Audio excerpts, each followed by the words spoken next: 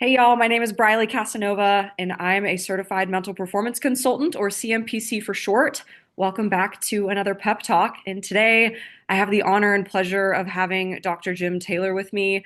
I will let Jim introduce himself because I think you're probably much better at, speaking to your experience, who you are, what you do. So I'll just hand it over to you, Jim. Just tell us about yourself, who you are, what you do, and we'll go from there. Very good, Briley. Great to be with you today. I have to say that I really don't like introducing myself because I sounds like it can come across maybe as bragging, but I will just state the facts, and Yeah, and then your audience can decide whether it's impressive or not, or what have you. sure. We're here for Um, it all. okay, very good. So two paths in introducing myself. One is the professional side. I have a PhD in psychology. I've been working as a mental coach for way more than I care to say, but for a very long time.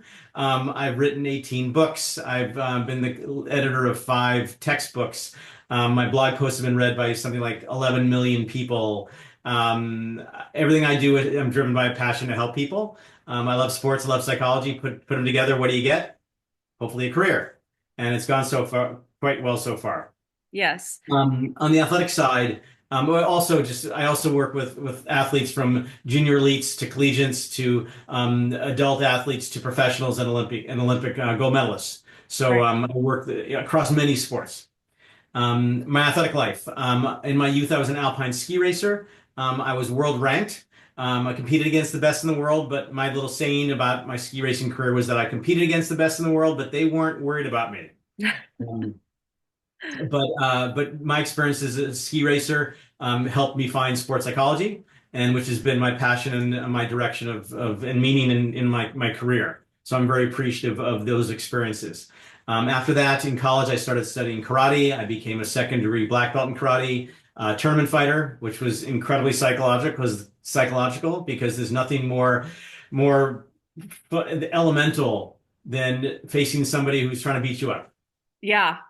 Yeah. And then I got into endurance sports. I ran a bunch of marathons. I went under 3 hours twice, which is sort of a standard of being pretty good but not great. And then I got into triathlon, where I've done 2 Ironmans, many 70.3s. Mm. And then I took some time off. I transitioned to shorter course. And in the last few years, I'm a two-time national triathlon champion and a three-time world championship medalist. Wow. And that also, I'm driven by a passion for the sport. I love pushing myself. I love practicing what I preach. And I'm also my first guinea pig to see if anything that I talk to athletes about actually works on Yeah. me. So it's a fun experience being able to combine what I love athletically with what I love professionally. Yeah. I love that. And I think as practitioners in the mental performance space, I wish I saw more of that, like practicing what we preach, doing what we would tell our athletes to actually do. I find that interesting how I think that's missing sometimes. So the Well, fact that you combine that is amazing. yeah. Well, you have to be realistic. Not everybody in our field or anywhere can be a world-class athlete. Sure, sure. And there are many outstanding consultants who weren't elite athletes. But at least for me, in terms of what I believe makes me effective is one, credibility. So the athletes know I've been there, Right. and my ability to talk the talk, where I know the vocabulary, I know what it's like. They don't need to explain everything to me because, like, especially in the sports that I've competed in, but also even just being at a high level in any sport, the fact that they know that I understand what they're going through. Of course, absolutely. And I guess, yeah, to back up my further comment a little with some context, not my expectation for everyone to be that world class. I guess I just mean even on a just basic self-care, personal fitness level, I just find it interesting how there's a little bit of a disconnect sometimes with just based on what I see, but an observation. But so I want to hear from you, and I obviously want to touch more on like once like getting to the be a practitioner and getting on that side of things. But for the listeners and viewers here today that may not know what the heck we do, I just want to get your definition of both what we do and also what we don't do, because I think there's a Okay. lot of misunderstanding there. Right, right. So let's first start with what we don't do. And that's not a clean answer, it depends. So Mhm. our field is divided into sort of two paths. One is sports science, physical education, kinesiology departments at universities. And so there, they have sports psychology programs, and they're being trained to become basically mental coaches. So they learn how to help athletes perform better, teams to perform better, coaches to perform better. So the focus is really on maximizing performance. Right. The other path is in psychology departments, and I have a PhD in psychology. So, and those who get a PhD in psychology often can become licensed, and they can practice clinical psychology and deal with sort of mental health issues and so on. Well, also, hopefully, they're also trained to deal with the performance side. So it's really, there's no one right way. It's just what you're interested in. Because there's some people who are interested in just performance and others who are interested in just the psychology, or a combination of both. Right. And so again, I have a PhD in psychology. I have clinical training, but I don't practice clinical psychology. I don't deal with mental illness at all. Right. But I certainly can identify it, and I know when to refer it out. Sure. Sure. So that's what we don't do, and what we do. Mhm. A little bit about what the heck mental training and sports psychology is. I think that the tough thing about the mental side of sport is that it's not tangible. So if you think about the physical side, you can go into the weight room, put plates in the bar, you can lift the bar out in the field, the course, the court, whatever your sport is. You can see it, you can touch it, you can measure it directly. So it's easy for athletes to go, oh yeah, if I lift weights, I'll get stronger. And if I get stronger, I will perform better. Right. So it's tangible. The problem with the mental side is it's like grasping onto fog. Yeah. It's hard to get your hands on. Everybody knows, every athlete, coach, parent will say that the mind is really important, but it's not clear how to leverage that and to make the mind stronger. Whereas you go into the gym, very clear. Yeah. So part of what I do is making the intangible tangible, because athletes are doers. They want stuff to do to get better. So I give them stuff to do to get better. Right. And a way I help them make the mental side more tangible is partially the language I use. So I don't call it sports psychology. I call it mental training.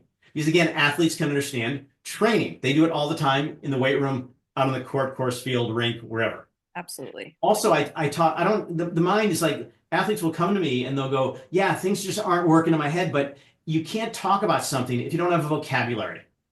If you can't And so identify it. Yeah. I give them a vocabulary, and then I define that vocabulary, because then they can go, oh, this is what I'm struggling with, or this is what I'm good at. Mm-hmm. And so the next part of the whole idea of mental training is that the mind is made up of muscles. So again, it's not just some stuff going on in your head, but they're muscles that, just like physical muscles, they can be weak, they can be strong, and they can be injured. But for sure, they're not going to get stronger if they're not exercised. Mm-hmm.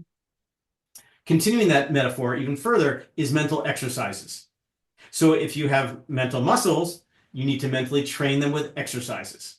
And so giving them exercises they can do. And some of the most common ones are everything from goal setting to journaling to imagery visualization, breathing, routines, self-talk. The list goes on and on. Sure. Now, I also make a little distinction here that's a little different from sport, but is also very tangible. That these exercises during the course of the off season, let's say, or during the week, these are mental exercises. But these same exercises turn into tools. So on the day of a competition, you can use these tools. The metaphor of this is that I want athletes to have really robust mental toolkits. Because let's use a metaphor of driving your car. You're driving your car down the road and you get a flat tire. Mm-hmm. You pull over and you either don't have a spare, a jack, or a tire iron, or you have them, but you have no idea how to use them. Mm-hmm. So what do most people do in that situation, Briley? They call AAA. Call for help, yeah. Right. Or CAA if you're in Canada. Right. But let's say you're in a place where there's no cell service. Ooh. You're stuck, you're putting your thumb out. Stuck, yeah. But if you have the tools to fix the flat tire and you know how to change a flat tire, you can fix the tire and get on your way. Mm. So this is not auto maintenance class. This is a metaphor. Yes. And so sports and life are full of flat tires. So it's not a matter whether you have them, you're gonna have them. Right. If you have the tools to fix them. So for example, before a competition, you're nervous, pull out the relaxation tool. You have doubts, pull out the confidence tool. You're getting distracted, pull out the focusing tool. Mm-hmm. So again, everybody can relate to tools. People have picked up a hammer or a screwdriver. You can touch it, you can see it, you know how to use it. Yep. So that is one part of my work. The other part of my work is, oh, one last thing Sure. that I want athletes to look at mental training the same way they do physical training. So let's think of a really good conditioning program. Yeah. What is it comprised of? First of all, it's comprehensive.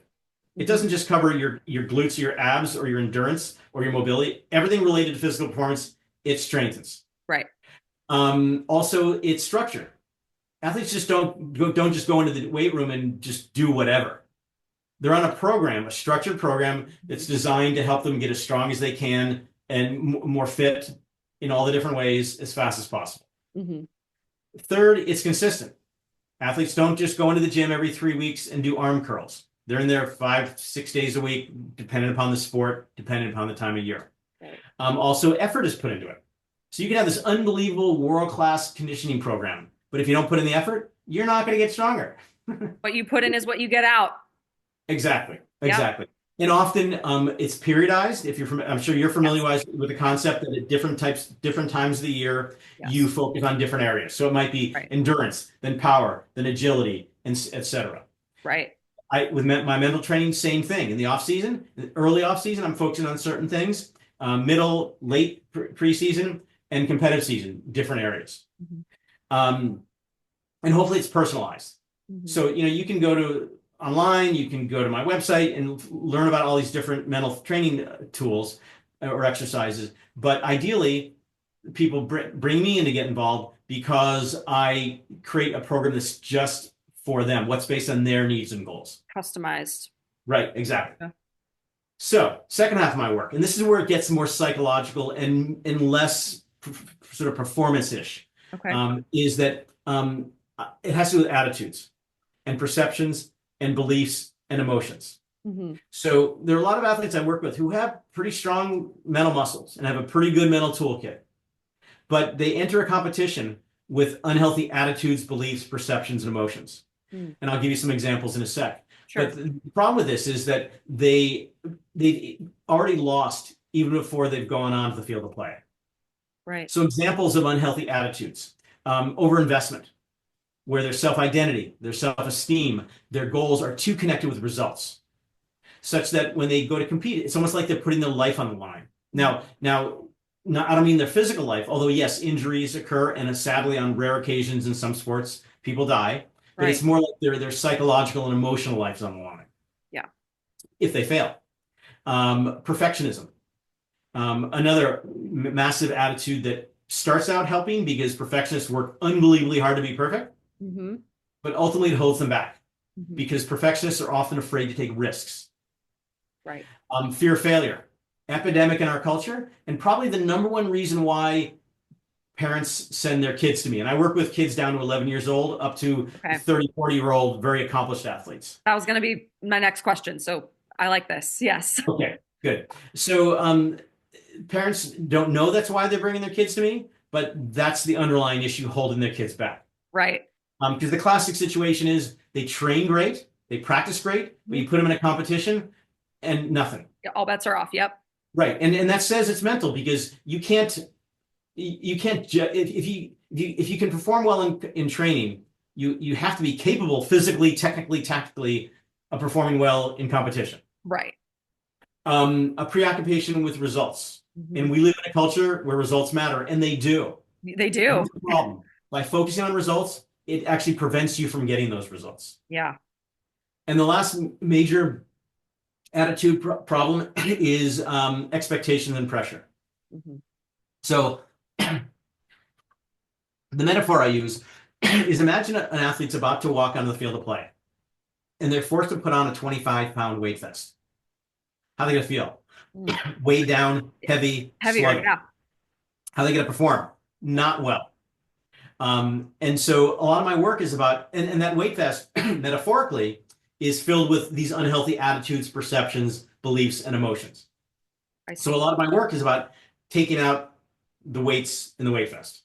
Mm. And some of those other weights are fear, frustration, anger, sadness, disappointment. all these negative emotions also hold people back. Yeah. Anxiety, I So imagine too. that's a big part of it for sure. Yeah. Absolutely, yes. Um, I guess the last thing I would say is that I have three goals when I work with athletes. The Okay. first goal is to help them achieve their goals because that's why they come to me. They Hmm. have big goals and they're stuck and they've tried everything else and they don't know what to do, so they come to me for answers. And Hmm. I totally support that. But the next level of a goal for me is personal development. So everything I do, it's not baseball or basketball or football psychology. It's not even sports psychology. It's life. Yeah. So everything I do is about helping them become the best versions of themselves, both on the field of play and off. Hmm. And the third level is mental health. Now, Briley, as you know, over the last less than a decade, a lot of very prominent athletes have come forward and said, I'm struggling with my mental health. Yeah. And whether it's Simone Biles, Naomi Osaka, Kevin Durant, Noah Lyles, Michael Phelps, the list goes on. Kevin Love. Yeah. Right. Right. This has been a real inflection point for athletes and for sports organizations. For young athletes, they look up their heroes and think they're superhuman. Well, Right. I've worked with and known many incredibly successful athletes, and they're as human as the rest of us. They may be have better genes than us. Well, for example, you can't teach height. Right. Or But they're wingspan. right. But they struggle with the same kind of issues that every other mortal does. Um, and so the lesson that young athletes are getting, hopefully, is that my heroes can struggle with their mental health. Maybe I can too. Yeah. Maybe they get help. Maybe I can too. Hmm. Plus, if you look at major sports, MLB, NFL, NHL, and so on, plus all the Olympic teams and major universities, athletic departments, Yes. they are pouring millions of dollars into addressing mental health issues, which is a part of performance. Yes. And so the idea is that there's I like to believe that there's a bit of a cultural shift where they see having mental coaches, sports psychologists as an integral part of the process. Yes. It's just like you don't wait for somebody to get hurt to do conditioning. You Right. don't want to wait Prehab. till, right. They need prehab. Exactly. You don't want to wait till somebody struggles mentally before you train their mind. Exactly. And up front, I have a PhD in psychology, I have clinical training, but I don't do mental illness. I've never had an interest in it. So if I see mental health issues, I refer it out. Yeah. That makes sense. And I think you bringing up this culture shift, as someone who works both with athletes and in the military is Yeah. investing in it too. So, Right. I mean, it's a really good sign because that their job is literally life or death for, most parts of the military, not everybody, but Right. we see it there too, of course. Completely. And I think it's a great example. And in fact, as many in the audience might know, that the military is the number one employer Yeah. of mental performance consultants. Yes. Yes. I think at one point was it the MLB and then it's kind of shifted over. Maybe I have my information wrong. Because at one point when I was in grad school, I was always told, oh, the MLB is like the number one employer of people like us. But Yeah. I'm not sure if that's an absolute statistic, but if you think about the levels of development, yeah. like double, triple A, double A, and so on all the way down, there's just more levels. Whereas football is like college and the pros, Pros. True. and so Good that point. might very well be. Good point. No, that's a good point.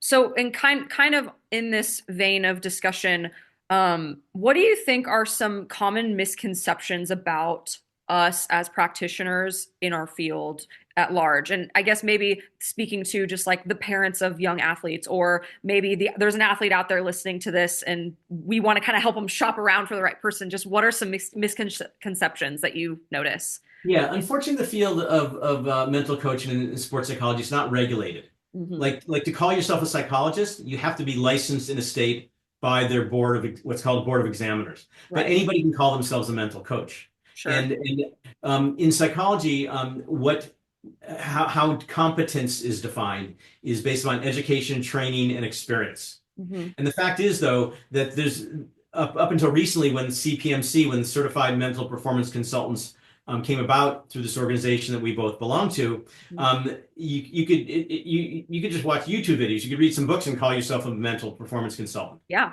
And but now the certification has power because it basically says this person is qualified. They have the education, training, and experience. Because it Right. requires a graduate degree. It requires experience and training under a supervisor. Hmm. And so I encourage people who are interested in finding somebody, do a search for certified mental consultant, Okay. performance consultant, and a website will come up, and you can look for people that way. The Uh, registry. the registry of Right. consultants, exactly, and find Okay. people in your area and the areas in which they're trained and what sports they have experience in, that sort of thing. Okay. Yeah, that makes sense. And kind of tying, this element of online, our world is now, we live on the internet. Everybody lives on the internet, Yeah. whether for better, for worse, whatever. But so what, I'm kind of setting you up for something, a second question, but I want to hear from you. What role do you see technology playing in our field and why? Yeah. So technology is an incredible tool. It's also a weapon, but that's a whole nother conversation. And Yes. what's interesting is that I've been doing what in psychology is called telehealth, Mhm. what you can remote consulting since long before COVID came along. So there used to be this company called Skype, and actually I just read that Microsoft Yes. is ending it. Yeah, And I read because that too. obviously Skype missed the COVID train. Yeah. And, but for probably 20 years, I've been using Skype because I see very few people in my local geographical area. I have clients all over the world.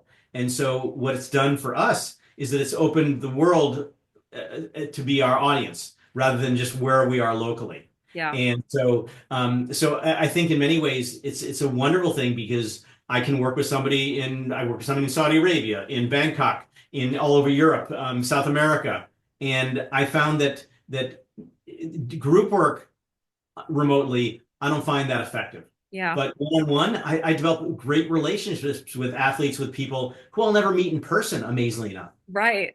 And Agreed. so that's really beneficial. Also, it's just a great way to disseminate knowledge and Hmm. information because the internet, pretty much, I think everything that's ever been known almost is on the internet. It's out there. Yeah. The problem, though, it's the wild, wild west. So as you know, there's a lot of great information on the internet about everything. There's also a lot of junk. And the metaphor I've been using lately is that let's say you're thirsty, you want to drink a water, so you get a cup of water, Mm. but instead somebody puts a fire hose on you, and that's the internet, where Yeah. you do a search for mental training, and Yeah. you get page upon page upon page of who knows what. Right. And so it's difficult, and I know where you're going with the setup on this. Yeah. Yeah. It's difficult to find legitimate, qualified people Hmm. because all you need is a fancy website with a lot of cute pictures and quotes and so on, and you must be good. Buzzwords. Right, Yeah. right. Yeah.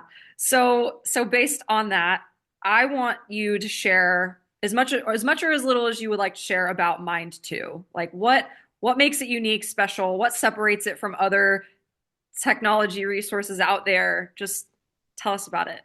Yeah. So a little over a year ago, a couple of young guys from Brooklyn, actually one's Colombian, one's French, tech bros, they reached out to me about this company that they wanted to start. And they were calling it Mindto, as in put your mind to. Hmm. And our tagline is we at Mindto believe that athletes can do anything that they put their mind to. And it's currently in development, hasn't launched yet. It's going to be an AI guided app that supports athlete performance, well-being, and mental health. Your three intentions. Right, Yeah. exactly. And that came from me, in fact. Yeah. And so they're on the business and technology side, and I'm the chief content officer. And so it's my job to create content. And so what we are initially creating are what I call journeys. And journeys are basically playlists of short audios. Because we spend a lot of time researching and studying these days, what is the best way to reach athletes? Well, we have to reach them, we have to meet them where they are in the digital age, which is on Yeah. their phones, Hmm. on the go, super busy, and often not very good attention spans. Right. Short form content. Right. So we're talking audios of 2 to 5 minutes Hmm. and that are very practical, that offer good information and useful tools created by experts around the world. Hmm. And the idea is, so journey is a collection of covering everything. Let's say a topic like confidence. So that would be the journey, how to build your confidence. Each step, those are the audios. We call them steps, and I use this metaphor of journeys and steps. Yeah. And the first one might be, what is confidence? And then how lack of confidence can hurt you, and then how confidence can help you, and then tools for building confidence, and Mhm. so on. So it's like a very mini course. Yeah. It takes a total of, all added up, 20 to 30 minutes that you can spread out over time. Sure. And And go you at your just own like pace. right, yeah, Yeah. you take little bites, Hmm. and at the end, you've learned something and you've got new tools you can use. Yeah. And so we're currently in the stage of developing a lot of different journeys. Hmm. And so that when the app comes out, which will be in a 2 to 3 months, they can see a topic, or they can do a search for a topic. Like they go in and say, I get really nervous before competitions. They can see a list of journeys on pre-competitive nerves, routines, how to reduce stress, all those different areas. Yeah. That's So it's pretty exciting. It's been really fun and challenging and creative and innovative. And for anybody who knows technology, most startups fail. But I wouldn't be doing this and committing so much time if I didn't think this one had a shot. right. Yeah. If you So didn't believe in it, you wouldn't be putting the time in. exactly, Yeah. exactly. So hopefully in a couple of months we'll start getting some information about whether it actually works. Yeah. Yeah. And one follow up on that based on what you were saying about the journeys and the steps. When I hear, kind of the process behind that, I always get curious. So in terms of a target audience, who does this cater to? What age, what level or experience level of sport? Is this open to business people as well? Non-athletes, other performers? Tell me more about your goal there. Yeah, initially we're focusing on athletes, Okay. and because they're the greater numbers, we're focusing on young athletes. Mm, So between, I don't know, 11 and 21, something like that. okay. Because just as an example, we're starting off with a focus in soccer because the two other co-founders have some contacts in MLS, Major League Soccer, and some big clubs in Europe. Okay. And so, for example, in AYSO, which is the Association of Youth Sports Organizations, or American Youth Soccer Association. That's it. There's something like 50,000 clubs. Wow. So there's a lot of people, potential audience. So Yeah. it's for athletes.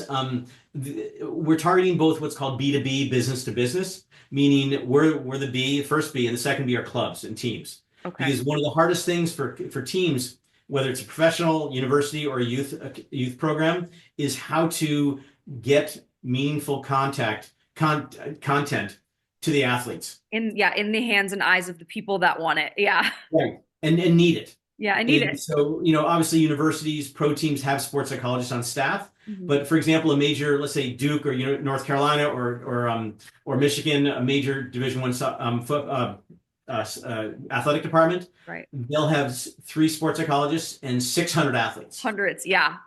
And like So schedules from 8 to 5, that don't fit the schedule of the athlete. Yeah. right, right. So Yeah. we're hoping that this will be seen as a useful tool, as a way to scale the sports psychologists. It's also for the coaches a way, for example, with the app, coaches can go in and say, okay, our players, our team has lost 3 straight games. Our players' confidence is down. So here's some journeys you guys can listen to help. Yeah. So one target audience are teams from junior up to professional with university in between, and the other is just B2C, to just consumers like any athlete. Yeah. And so it could be a 13-year-old, it could be some age group guy who wants to learn how to perform better in competitive tennis, things like that. Yeah. And our long-term plan is to bring in other performance areas like business people, Sure. because for me, sports psychology is not sports psychology, and mental training is not mental training. It's performance psychology, and it's ways to improve Agreed. performance. And Agreed. I've worked in the business world. I've worked with the military, surgeons, performing artists, dancers, things like that, and it's all basically the same stuff. Right. It's just Right. applied to different situations Right.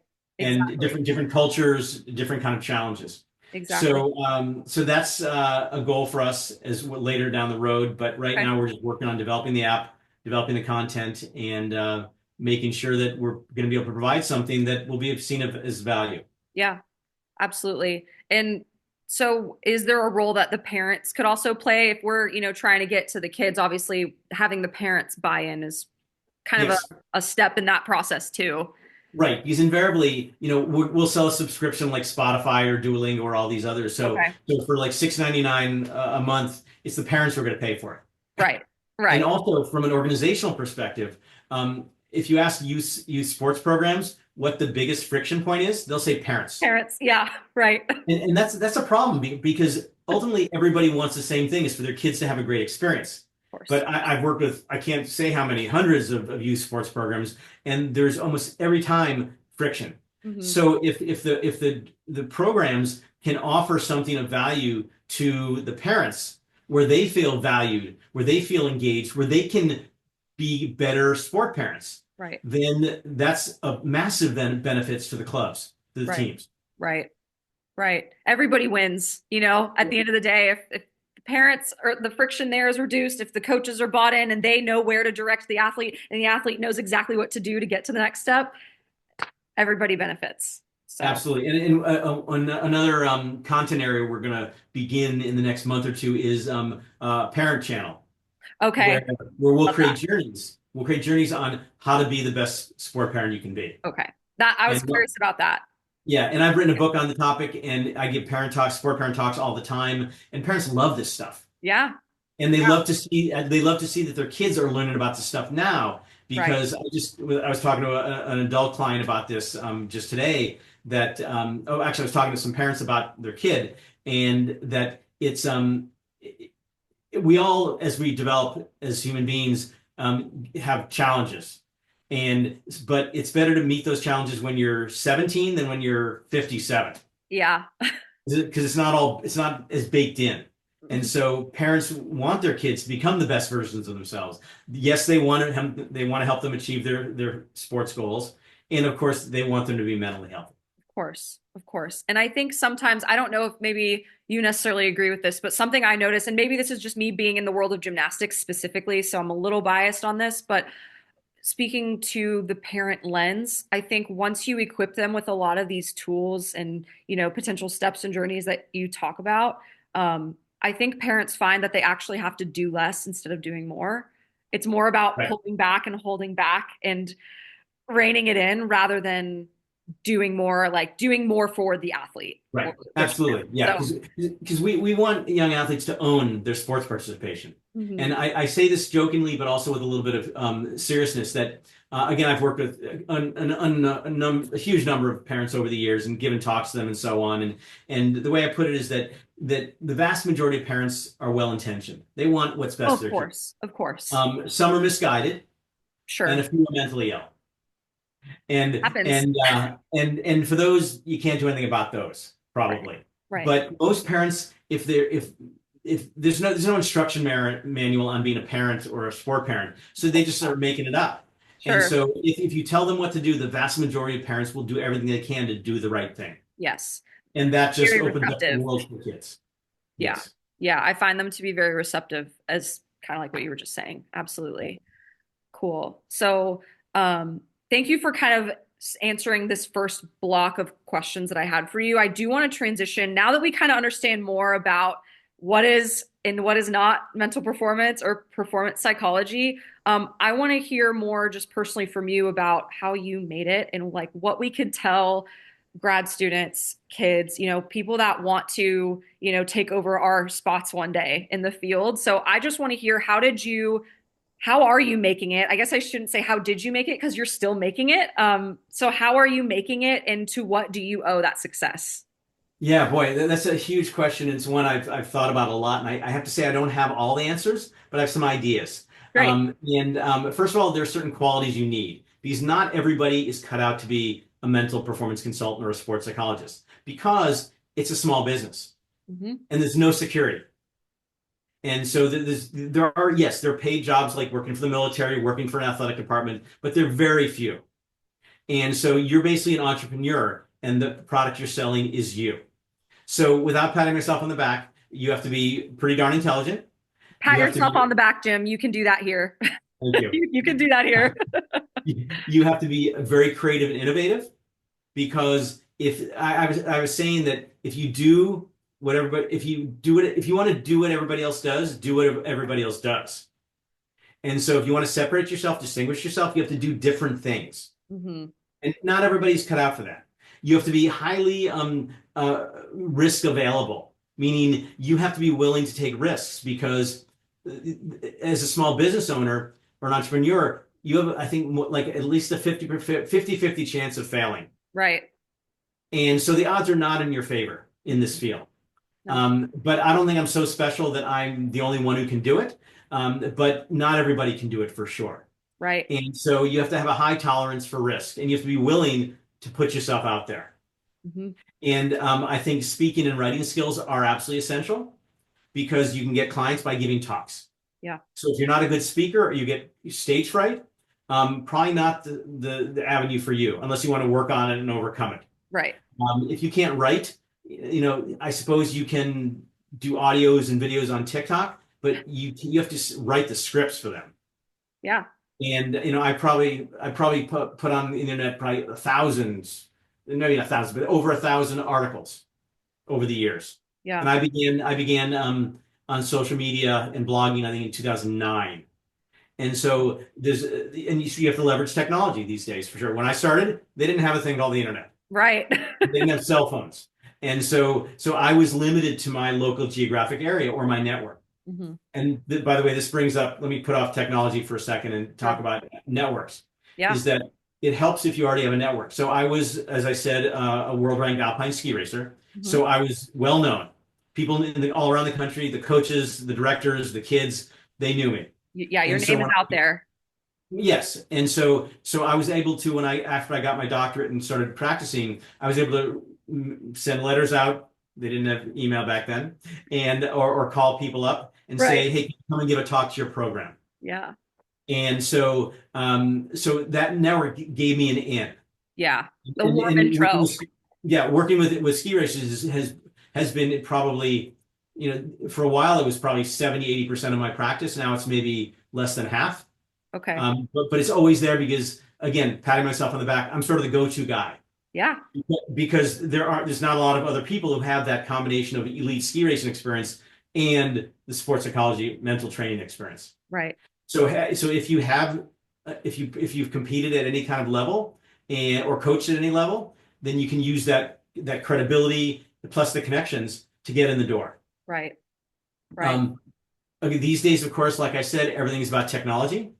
And so, blogging, being on social media is really important. Having what's called a high SEO, search engine optimization. Hmm. And I never went out trying to get it, but when you publish hundreds upon hundreds and thousands of articles, you get it. And And books. Yeah. I'm amazed the number of prospective clients who find me by doing a search. Yeah. So they'll type in mental training, ski racing, or triathlon, or whatever. Right. And I come up, I've had a number of people say, I did this search and you came up number one. Yeah. And I'm like, that's crazy.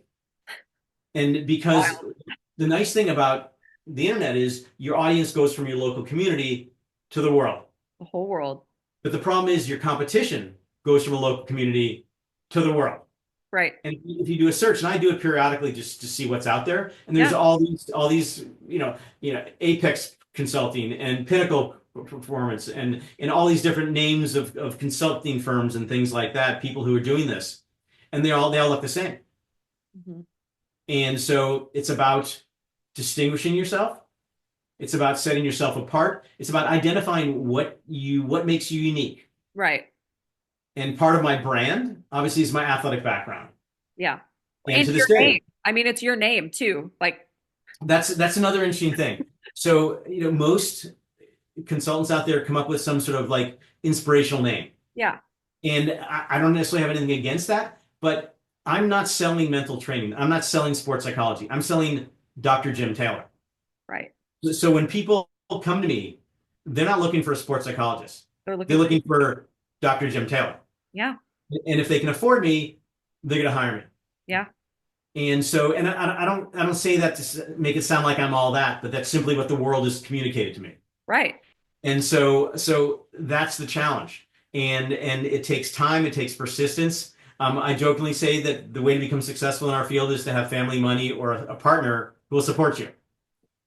But I will say I think that's very true and something that no one in my, short time of doing this has up until meeting you, no one has been honest enough or authentic enough to actually say that out loud. And I really appreciate that truth there. I mean, it's like, I mean, why are we also so afraid to talk about genetics in sports too? Like, They matter. why are we so scared? Right. I For don't sure. understand. Well, it's because we can't do anything about it. Sure, the Right. lack So, of I might have the best hook shot in the world, but if I'm not 7 feet tall or a woman's 6'6", I'm not playing in the paint in the NBA or the WNBA. right. In any case, Right. so it's really figuring out how can you distinguish yourself. Mhm. And then, and by the way, I didn't come from family money. I don't have a spouse that makes a lot of money. So, but something I always had this fundamental faith that good things would happen. Mm. And I just kept at it. And there was a point where I was like, almost to the point where I was like, I need to find something else to do. I was gonna ask if there was a time you ever wanted to quit or give up or stop or transition into something else. Yeah, Yeah. yeah. Well, early in my career, after I got my doctorate, I taught at a local college, taught tennis, and started to build reach out to my network, build things up. But then I was offered a faculty position in Hmm. Florida. Hmm. So for 5 years, I was a professor. Okay. And so I got a steady paycheck, and I started to build my practice a little bit. But no offense to people who live in Florida, but it's not my kind of place. I like mountains and snow and so on. So I left. And but the dean of the program, we had a great relationship. So he said, "Look, I'll give you two-year leave of absence, and if you want to come back after 2 years, you can come back." So I moved to Colorado, and I started building my practice, and I got to the point where it was like 4 or 5 months before that 2 years was up, and I was not making enough money. Mm. Yeah. And so I emailed him and I said, I'm going to come back. And I love academia. And so it was not like a terrible thing. Sure. Um, but then literally like a month later, I turned the corner. I got my first long-term client, Wow. and all of a sudden I'm paying the bills, and it becomes like a snowball effect, no pun intended. And basically since then, the recession, obviously 2008 recession was a bit of a problem, but Yeah. I'm a frugal guy and we saved money. And aside from that, I'm not a wealthy man, but I make a very nice living. I live a great lifestyle. I don't work for the man, I am the man. Yeah. And my kids go to private school, and we have a house in the mountains, and I travel, and I can retire, and if I want, and although I'll probably never retire. And so, as I define it, have had and am still having a really successful career, and not defined by just wealth, but partially, I will admit that just being a part of our culture, I define success partially by, am I able to make a living and support my family and live the lifestyle? Yes. But more than anything else, it's just helping people do something I love to do. Mark Mhm. Twain said famously, find something you love to do and you'll never work a day in your life. Right. I feel that way. I still Right. can't wait to get up and go to work. So is And it safe to say you're happy? Are you happy? yeah, yeah, I mean, I'm human, so I have my challenges, but Yeah. I have a lot of control over my life. I have no real stressors. I'm healthy, I'm active, my kids are healthy. Great. I have freedom. So I'm a pretty happy guy. Yeah. Sounds like a very fulfilling purpose you have and it's being met. Yes. One thing I learned very early in my life was that I wanted to have independence, and Mm. I wanted to shape my life in a way that was consistent with my values. Yeah. And so my values where I wanted to help people. Mhm. I wanted my freedom. And so I've been able to do that. Yeah. It sounds like you can have both, I think. You can have both, but Yeah. it's difficult, just like starving artists. Everybody wants to There be an is. incredible artist or an actor, but it's hard to make a living at it. Now, I've been able to find something that I love to do that I have been able to make. Again, I'm not in private equity, I'm not in venture capital, but those are like what are called golden handcuffs, Yes. where yeah, they work hard. I mean, so they make a lot of money, but there's a price to pay. Sure. There always is. There always And is. I didn't want to pay that price. I wanted to be able to take my kids to school every morning and pick them up at the end of the day and be able to not work if I didn't feel like it. And I always feel like it, but I have the option. Yeah. It's the freedom of choice. No, Right, absolutely. There that's right. that's a pro as well. For sure, for sure. Yeah. Well, so maybe to slightly shift gears because obviously, we're talking about success. We're talking about, the great things that come with, this path and this journey in this field. But again, as little or as much as you'd like to share, I want to hear what mistakes have you made in your career, and what did you learn from those mistakes, just so we can share that Yeah. with the grad students out there possibly listening to this. Yeah. So this is a bit of a personal question because I Mhm, haven't had any major failures in my mhm, life, in my career. mhm, One was I wasn't hired back at a university in Colorado. Um, and that was probably the biggest mhm, disappointment of my career. mhm, And in retrospect, I blame them. mhm, It was their fault. They weren't ready for me. But probably my biggest regret is that I did not connect with people more. mhm, So I'm an extreme introvert. Also, when I was younger, I was quite insecure, and so I was highly defended emotionally, and I didn't open myself up to people. mhm. And that served me well in some ways because it enabled me to distinguish myself. So my clientele has always loved me because I'm very direct and I'm very honest, and but that can come across as being insensitive. But at a collegial level with my professional peers, I've always been highly respected because I did good work, but not always well liked. Mm, And that's that's self-disclosure, and it took me a long time to get to a place where I didn't need to be that way anymore. mm, And I've been told that I become a fairly likable fellow mm, in my old age. Not, and I'm not that old, but and I wasn't like mean or anything. I just wasn't that open, that friendly. mm. And so that's the biggest thing that I missed out on, the ability to have close friends professionally. And I have a few. There are always a few colleagues who like saw through my bluster, through my walls. I to this day that I value them immensely because they saw something in me that I didn't see. Yeah, But aside from that, obviously I didn't always get the clients I wanted. People got gigs that I didn't, and so on. But that's just part of life. I mean, right. you can't have it all. Yeah. But another value that I've always lived by is no regrets. Hmm. And it's a cliche, but basically, like regret for me is you look back and you wish you had done something differently. Of course. And a major goal in my career in my life has always been I want to have no regrets. Mm. So on my deathbed, when I'm 156 years old, I want to look back at my life and say, you know what, things didn't always work out the way I wanted to because that's life, but I left it all out there. I Yeah. took all kinds of risks. Every opportunity I went for, if I had a chance for something, I wasn't afraid to fail. Hmm. And that's led to a really good place in my life. And because most people don't fail because they tried and didn't fail, they failed because they didn't try. Exactly. Right. And that's a whole nother key aspect of my practice is if you can get athletes and other performers to not care if they fail Right. because they'll be okay. Yeah. And what that enables you to do is take risks. Yeah. And nobody became great at anything. Nobody became successful at anything in life by playing it safe. Right. Right. That's so true. And that reminds me of, I mean, in a way, kind of speaking to what you were talking about with maybe not having the collegiality or like the friendliness. Um, but that I feel like that's something that you can turn around, like Right. that's not something that like, oh, you only had this one chance to do it and you didn't and it's over. Like clearly we can grow and develop and change and adjust. And so, Right. yeah, no, Yeah. but I appreciate your candor, your honesty, especially someone like me where I identify with that sense of introversion, but I've had to train myself to kind of get out of it because I've learned that if I stay too in here, like if I stay too in myself, I don't get what I want.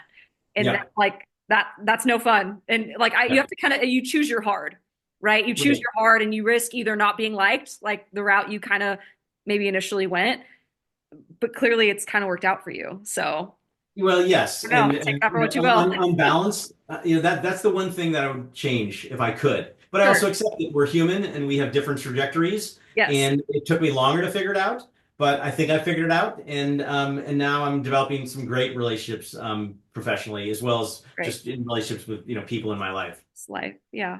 No, that's great. Well, and for the sake of time and I think a way to kind of round out our chat today, this has been wonderful. But my last question for now is what, if anything, do you wish someone else told you or maybe warned you about as you were starting out in this career? If you had like a predecessor, a mentor, or someone that you really looked up to, what do you wish that they maybe told you early? Yeah. Just if you have a passion for it and you believe in yourself, is just keep at it. Mm, And again, that doesn't guarantee that you're going to make it because sometimes there are different paths you can't go down. sure. But this goes back to no regrets is like at least you try. I mean, just like being an athlete. I mean, Right. as a ski racer, when I was young, I wanted to be the best ski racer in the world. And I failed. Mm, I wasn't. But that doesn't make me a failure because I reached a level that nobody thought I would reach, including myself. And then when I decided that it was time to move on, I took everything I learned as an athlete and applied it to my career. mm. And all the cliches, being motivated, determined, resilient, confident, dealing with stress, being able to focus, bounce back from setbacks, all that stuff.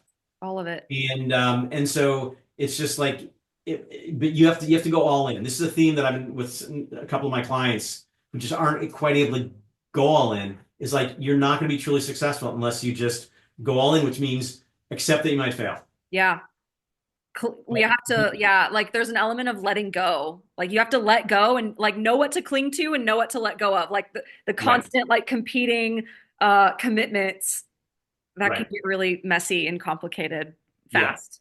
And the fact is your only chance of being successful is to let go, go all in. Oh, yeah. But when you do, you might fail and you might not have an excuse. And Right. that's hard. That's hard. Right. Yeah. And in many ways that gets at the core of a lot of the work I do, which is a whole Yeah. other conversation. But Sure.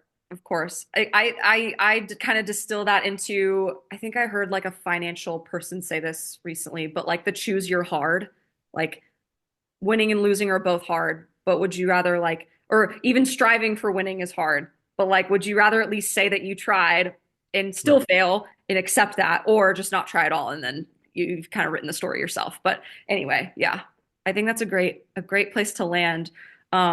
But yeah, I guess before I do my usual closeout, where can the people find you? You're obviously your SEO is phenomenal, but like where can I direct people to you? And of course, I'll put everything in the description of this too. But yeah, what would you like to share about your contact info, your website, Mindto, all of that? Yeah, I'm on Facebook, I'm on X, I'm on Instagram, I'm on LinkedIn, I'm not on TikTok. My website's drjimtaylor.com, drjimtaylor.com. And then in the next couple of weeks, we will be launching the Mind2 website. So Okay, they can learn about that. And there'll be a free beta so people can just sign up and great. check out some of our content. And people are interested, feel free to reach out. I love hearing from people and connecting with people. Fantastic. Fantastic. Well, to our listeners, again, thank you so much for listening. You can check out my social media platforms and contact information as well. I've tried to consolidate all of my relevant links into one link tree. Thank you, Jim, for your time, your energy, your wisdom. My gratitude. I wish I could say it more eloquently than that, but my gratitude is strong for you and your time, and thank you so so much. It's been an honor and a pleasure. I'm just so hyped for this to come out. Thank you. I appreciate that, Briley. It's great fun. I love obviously just chatting about things that we're all passionate about, and so I appreciate the opportunity. I'm happy to come back whenever you want. Amazing. Well, thank you. Well, we might have to do a part two. We might have to do a follow up. Maybe after mine two comes out, we can dive deeper. But Sounds um, good. great. Yeah. Thank you so much. I'll let you go. Take care. Have a Okay. great rest of your day. Yeah, and I was just going to say that it'd be interesting to do another one at some point on like what I do exactly. Yeah. Yeah. But I know your IP is important to you too. So I didn't want to like dive too deep and No, make things uncomfortable. I'm But not going to give people away like my outlines or things right. like that. But sharing ideas, if it's out on the internet, I mean, most of probably 90% of everything I've ever written is on my website for free. True. So Okay. so yeah, because bottom line is that like I shared with you, if you take my stuff, you're probably not going to be successful. Right. That's true. Because it's you. Right, It's exactly. you at the end Right. of the day. So Yeah, for yeah, sure. that's such a good point. Well, yeah, then in that case, we'll have to set up a follow-up and we'll ask different questions. But I Yeah. think this was a good tool just to share with it. I don't know. I really think about the young grad student or even the undergrad or just the young athlete who knows the value of what we do and they want to get in the space, Yeah. but they just want to understand it more. I mean, hearing it straight from the horse's mouth is just like, I think the best way Nice. to go. So And have you? I think you should put this on the lit two listservs. yeah, I will. I will. I was Yeah, gonna ask and confirm if that's okay with you to do that. So absolutely. Yeah, yeah. okay, And when you get it all set up, I'll post it on my social media as well. amazing. Sounds great. Well, Okay. thank you. That's All very right, Bradley. kind of Good you. stuff. Just be Yeah. in touch. Yeah, sounds great. Thank you. Bye bye. Bye-bye.